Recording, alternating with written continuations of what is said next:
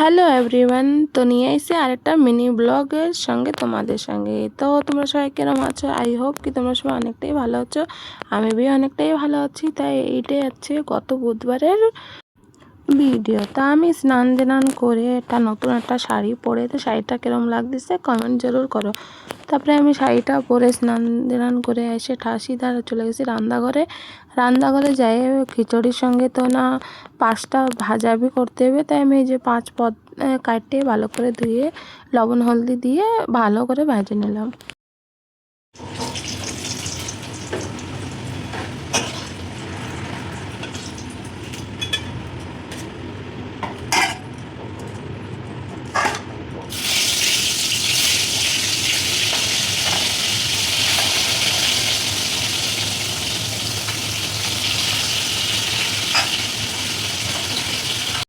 5 রকমের ভাজা তো আমার ভাজা হয়ে গেছে। ওর পরে আমি একটা ধোয়া কুকার নিয়ে গ্যাসের চুলার উপরে বসাই দিলাম। ওর পরে না সরষের তেল দিয়ে সরষের তেলটা ভালো করে গরম হওয়ার পরে ওর পরে কাটা সবজি যেরকম কি আলু, লাউ, গাজর, টমেটো এইসব দিয়ে একটু ভালো করে নাড়ে চেড়ে হালকা হালকা ভাজা করে নিলাম।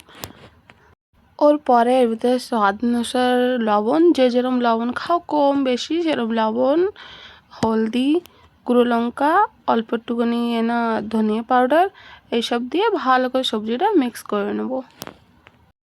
তারপরে মুগ ডাল আর চাল ভালো করে ধুয়ে টুয়ে সাফ টাফ করে রাখে।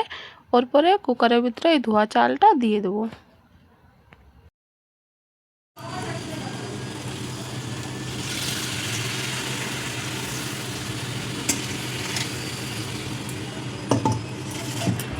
ধোয়া চালটা কুকারের ভিতরে দিয়ে ভালো করে নাড়ে চাড়ে যেরকম আধা কিলো চালের ভিতরে 2 লিটারের মতন জল দিয়ে দেবা। যদি তোমরা বেশি পাতলা খেতে চাও তো পরে একটু গরম জল করে দিয়ে যাবে। ওর পরে কুকারটা ঢাকনাটা লাগায় 2 সিটি দিয়ে দেবা। 2 সিটি যথেষ্ট হয়ে যায় খিচুড়ির জন্য, তো সির্ফ 2 সিটি দেবা।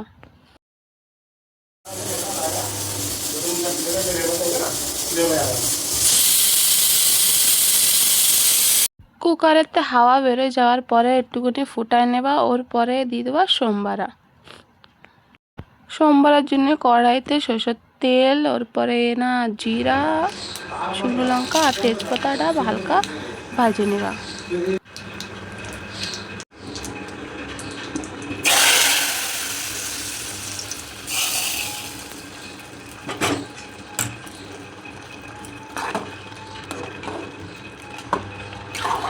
সোমবারে দেওয়ার পরে একটু ফুটাই নেবা। ওর পরে ভাজা জিরা দিয়ে নামাই দেবা। তো এরম করে ইনস্ট্যান্ট খিচুড়ি ঠাকুরের জন্য ভোগ রান্না হয়ে গেছে। ওর পরে পরিবেশ করে 5টা ভাজা থালে করে নিয়ে বাবু তো পুজো দিচ্ছিলো, তাই মেনতে নিয়ে বাবুরে দিয়ে দিয়েছে। বাবু ঠাকুরের ভোগ লাগাই দিচ্ছে। তো আজকের ভিডিও তোমাকে যদি ভালো লাগে তাহলে লাইক কমেন্ট সাবস্ক্রাইব করে দেবা আর আমার চ্যানেলটা ফলো করে দেবা। তা আরেকটা নিয়ে এসেছি নতুন ভিডিও। তব সুস্থ থাকুন, ভালো থাকুন। আর নিয়ে এসেছি আরেকটা ভিডিও। তব টাটা।